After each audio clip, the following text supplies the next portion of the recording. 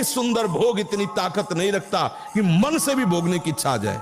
शरीर की तो बात जाने दो, मन से भी भोगने की नहीं रखता। उनके बल से कह रहा हूं, उनके बल से कह रहा हूं, उनके द्वारा दी हुई शांति से कह रहा हूं, उनके द्वारा दी हुई शीतलता से कह रहा हूं। देखा है इसमें काम, देखा है क्रोध, देखा है इसमें, देखा है विकलता देखी है भोगों की, और इसमें कृष्ण कृपा भी देखी है। उपासक को जिसे ब्रह्मचर्य रहना है, 2 समय भोजन हल्का या 1 बार भरपेट 24 घंटे में पर्याप्त ब्रह्मचारी के लिए, 2 बार तो हल्का। केवल 2 ही समय भोजन करे। पहला भोजन का समय 10 बजे से लेकर 1 बजे के बीच में, दूसरा संध्या होने के बाद 8 बजे तक। इसके बाद नहीं। अगर इसके बाद आप पाते हैं तो आपकी दिनचर्या में फर्क पड़ेगा, वो आपके कई दोष प्रकट करना।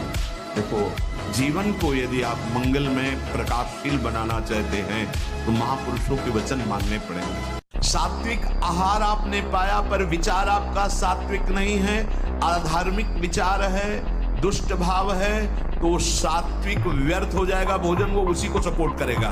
भोजन के समय बिल्कुल सावधान रहो, वो आपकी नस नाड़ियों में फैलकर वैसा ही प्रभाव फैलाएगा जैसा आप चिंतन कर रहे हैं। जो 8-10 बजे तक सोता है वो कोई भी हो ब्रह्मचारी रह ही नहीं सकता। आप देखिएगा 3 बजे से लेकर के सूर्योदय के तक अगर आप सोते, आपका स्वप्न दोष बढ़ेगा, आपका संयम बिगड़ेगा।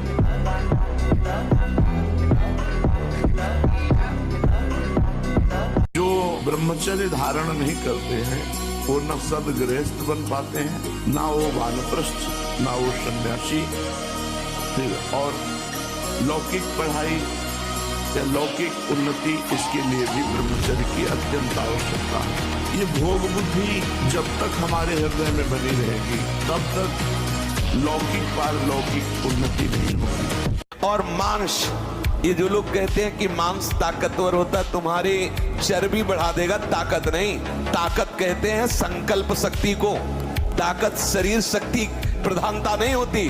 संकल्प शक्ति का एक महात्मा पूरे समुद्र को अंजुली में पी गया। देखो, संकल्प शक्ति, शरीर की शक्ति एक सीमित शक्ति है, संकल्प शक्ति एक महान शक्ति है।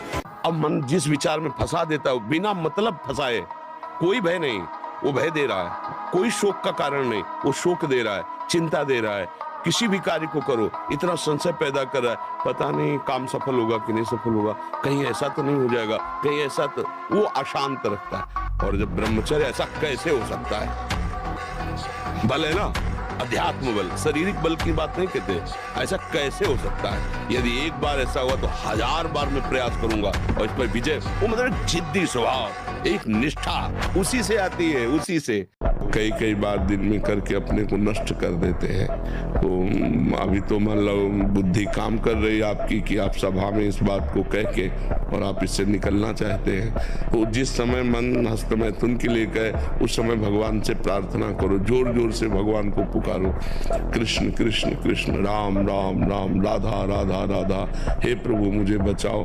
और उस समय टहलने निकलो, बाहर निकल जाओ, एकांत में न रहो। जैसे बाथरूम में है या कमरे में, उस समय तुरंत बाहर निकल जाओ, मन के खिलाफ चलो और उस स्थान को छुओ मत, तो बच जाओगे।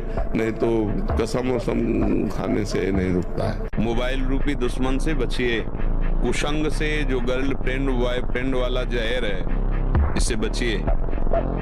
ये भले समझ में लोगों को ना आवे, लेकिन हम जो कह रहे हैं उसको समझ लो। ये वो जहर है जो तुम्हारे जीवन को जड़ से नष्ट कर देगा। आगे देख लेना, संतों की बात समझ में नहीं आती है क्योंकि उनको लगता है कि क्या जाने बाबा जी, लेकिन जैसे आंख वाले को दूर का रास्ता दिखाई देता, पता आगे कुआं या गिरेगा जाके। तुम्हें लग रहा है बहुत सुंदर मार्ग है, हमें दिखाई दे रहा है कुआं गिरोगे जाके।